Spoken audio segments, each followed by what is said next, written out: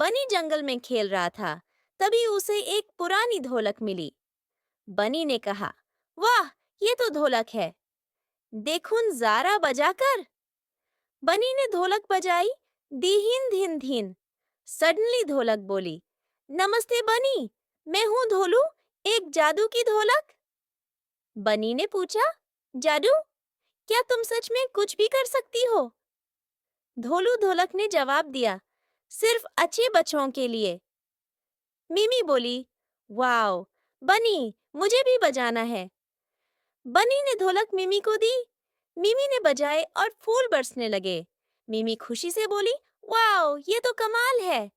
भालू मामा ने कहा, बेटा, कल्लू कौवा की दवाई चली गई है, कोई मदद करे। बनी ने कहा, चलो ढोलू, कुछ करो। ढोलू ढोलक ने कहा, दवाई की टोकरी, आ जाओ। मैजिक साउंड इफेक्ट हुआ, ग्लिटर एंड वूश। कल्लू कौवा ने खुशी से कहा, हाउ, मेरे लिए दवाई आई, शुक्रिया बनी भाई। बनी, मिमी और ढोलू ने मिलकर एक दोस्त की मदद की। ढोलू ढोलक ने कहा, याद रहो, जादू उन्हीं के साथ होता है जो दिल से अच्छे होते हैं।